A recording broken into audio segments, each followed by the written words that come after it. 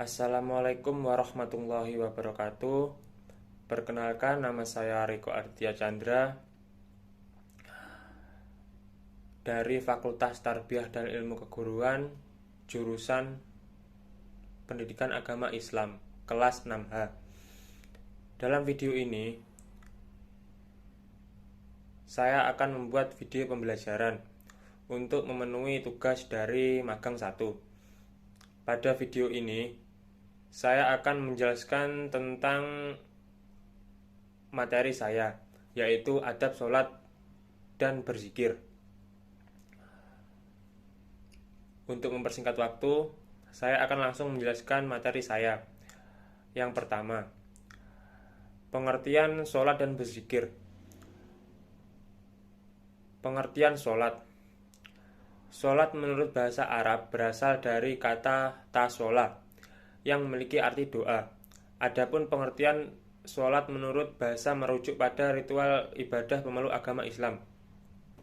Menurut istilah syara, sholat adalah suatu ibadah yang tersusun dari beberapa perkataan dan beberapa perbuatan yang dimulai dari takbiratul ihram dan diakhiri dengan salam dan memenuhi syarat dan rukun tertentu. Menurut syariat Islam, praktik sholat harus sesuai dengan segala petunjuk tata cara Nabi Muhammad SAW sebagai figur pengeja wentah perintah Allah. Sholat merupakan rukun Islam yang kedua, sehingga tidak sempurna Islam seseorang apabila tidak melaksanakan sholat. Menurut hadis Nabi, sholat adalah tiang agama. Maka barang siapa yang mendirikan sholat berarti ia mendirikan agama. Dan jika meninggalkan sholat, maka ia merobohkan agama. Sholat diperintahkan untuk didirikan oleh semua muslim. Karena menurut surat Al-Ankabut dapat mencegah perbuatan keji dan mungkar. Bismillahirrahmanirrahim. Usluma ukhya ilaka minnal kitabi wa aqimis sholah. Inna sholata tanha anil fahsya'i wal munkar. Walidzikrullahi akbar. Wallahu ya'lamu ma tasnaun. Artinya, bacalah kitab Al-Quran yang telah diwahyukan kepadamu Muhammad dan laksanakanlah sholat. Sesungguhnya sholat itu mencegah dari perbuatan keji dan mungkar. Dan ketahuilah, mengingat Allah, sholat itu lebih besar keutamaannya dari ibadah lain. Allah mengetahui apa yang kamu kerjakan. Sholat merupakan amal yang dihisab paling awal pada yaumul hisab. Jika sholatnya baik, maka seluruh amalnya pun juga baik. Namun jika nilai sholatnya rusak, maka seluruh amalnya dianggap rusak. Allah Subhanahu wa Ta'ala mewajibkan kepada setiap muslim sholat 5 waktu dalam sehari semalam yang sudah ditentukan waktunya. Sholat 5 waktu tersebut terdiri atas sholat subuh, zuhur, asar, maghrib, dan isya. Kemudian pengertian zikir. Zikir merupakan sarana untuk berkomunikasi langsung seorang hamba kepada Sang Pencipta, Allah Subhanahu wa Ta'ala. Tidak ada ketentraman yang sejati kecuali dengan berzikir kepada Allah Subhanahu wa Ta'ala. Kata zikir berasal dari bahasa Arab, yaitu zakaro, yang berarti mengingat atau menyebut. Menurut istilah, zikir adalah mengingat Allah dengan cara menyebutkan sifat-sifat keagungan Allah dan memuliakannya. Zikir dalam istilah agama Islam berarti mengingat Allah dengan menyebut sifat-sifat keagungannya dan memuliakannya, seperti membaca tasbih, tahmid, takbir, dan tahlil.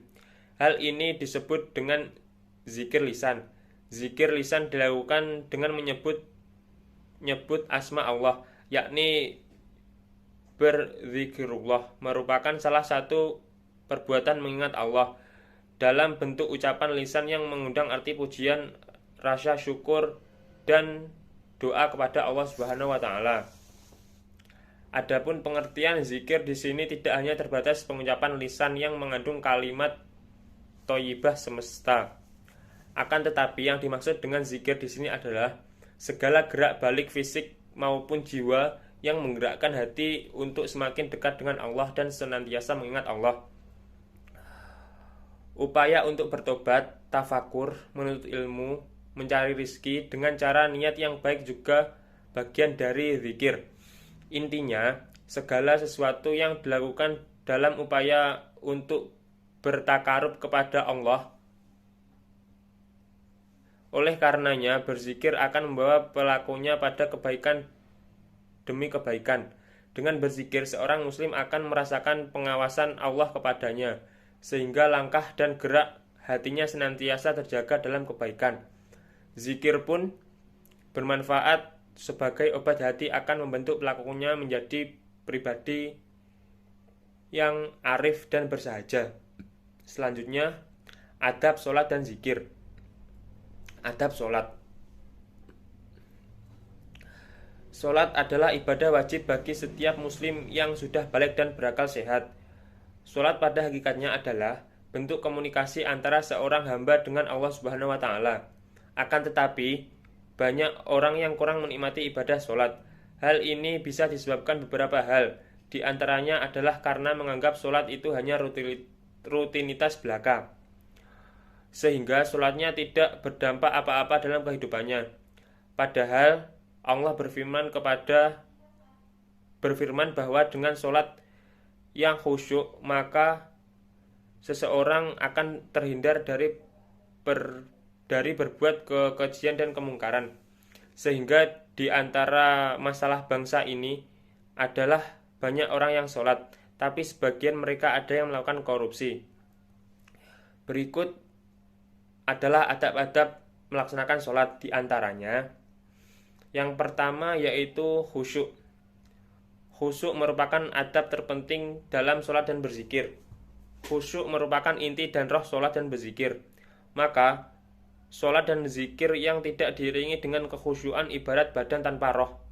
Oleh karenanya, khusyuk bermakna menghadirkan hati dan pikiran dalam setiap lafal zikir dan sholat, dalam zikir di dalam sholat dan zikir di luar sholat yang diucapkan.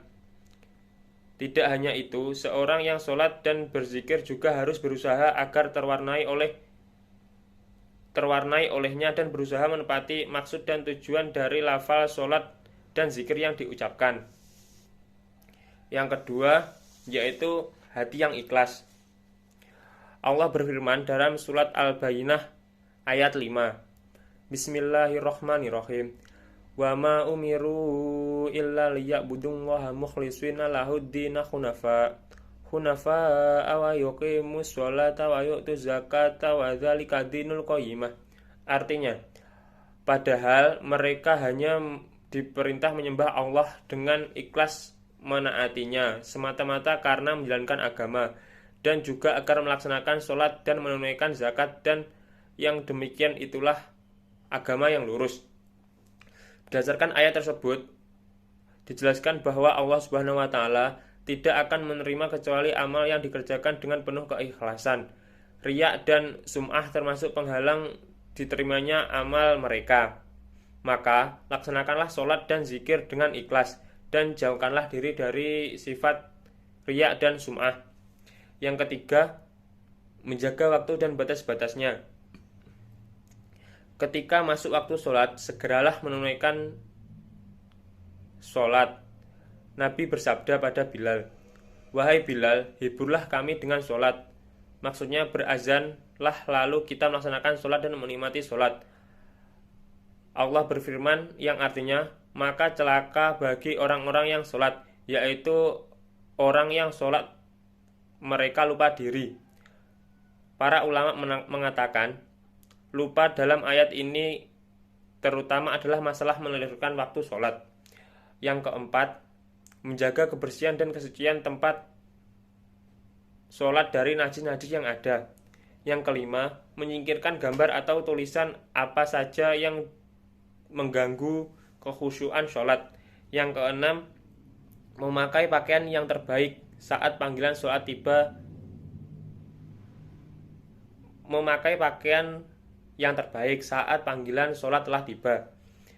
Yang ketujuh, menyesal serta bersedih jika tidak dapat menunaikan dan menikmati sholat dengan baik dan sempurna. Di antara inti sholat adalah berzikir dalam sholat. Yang keenam, yang kedelapan, melakukan dengan khusyuk. Nabi memerintah, sholatlah seperti sholat yang berpamitan. Maksudnya, sholatlah seakan-akan adalah sholat kalian yang terakhir di dunia. Kemudian adab berzikir. Kurang afdol apabila orang melaksanakan sholat usai salam ia langsung berdiri pulang tanpa berzikir. Sehingga ba'da sholat pun seorang dianjurkan berzikir. Berzikir menurut bahasa berarti ingat. Dalam hal ini yang dimaksud adalah mengingat Allah dan dengan cara memperbanyak mengucapkan kalimat-kalimat thayyibah sesuai dengan yang diajarkan Rasulullah, para sahabat dan orang-orang mulia sebelum kita. Allah berfirman dalam surat Al-A'raf ayat 205. Wadhkur rabbaka fi nafsika maru'a wa khifati wa dunal jahri minal qawli bil'udu wal asbali wala takum minal wafilin.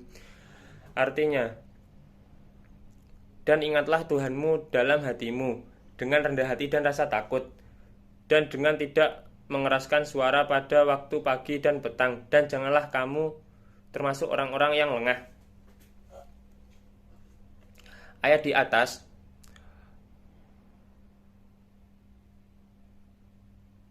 menjelaskan bahwa maka kita akan paham bahwa berzikir adalah suatu yang diperintahkan oleh Allah sesering mungkin. Kita sebagai seorang muslim tentunya tidak asing dengan berzikir. Hanya saja terkadang kita tidak memperhatikan adab berzikir, sehingga tidak jarang zikir yang kita lakukan tidak terbekas sama sekali terhadap kehidupan kita.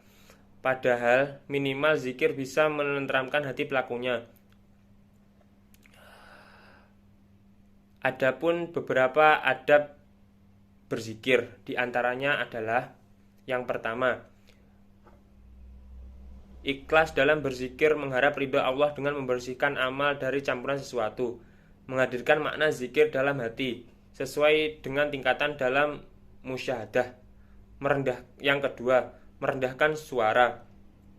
Ketika berzikir, hendaklah merendahkan suara. Hal ini dimaksudkan agar tidak mengganggu konsentrasi orang lain yang ada di sekitarnya. Apalagi dalam berzikir haruslah memusatkan konsentrasi pada keagungan Allah dan dengan ketundukan yang sempurna. Yang ketiga, berzikir dengan zikir dan wirid yang dicontohkan Rasulullah. Yang keempat, mencoba memahami makna dan khusyuk dalam melakukannya.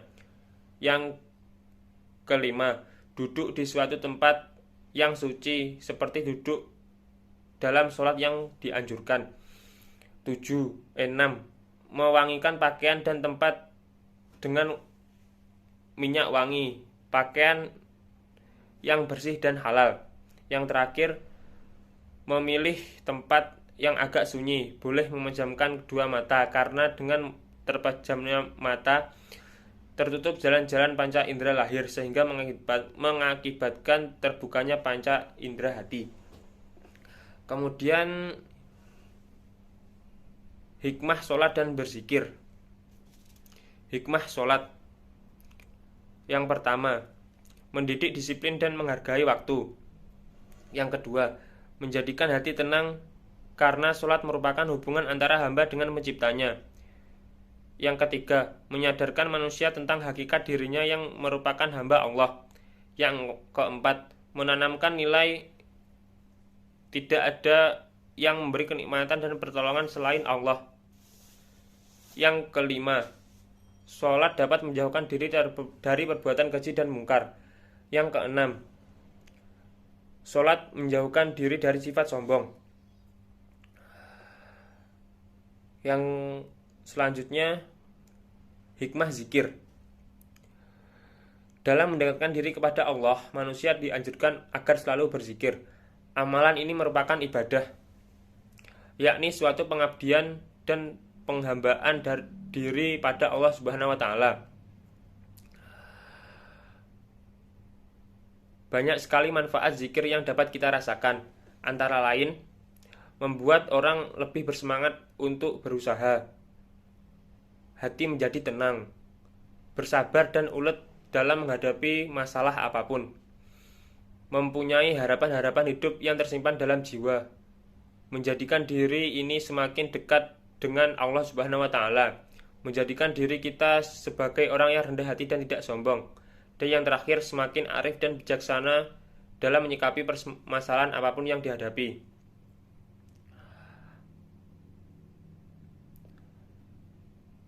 Sekian video pembelajaran dari saya. Semoga dengan video ini dapat menambah wawasan. Dan apabila ada tutur kata yang kurang berkenan di hati, mohon untuk dimaafkan. Wabillahi taufiq wal hidayah, lidho wal inayah. Assalamualaikum warahmatullahi wabarakatuh.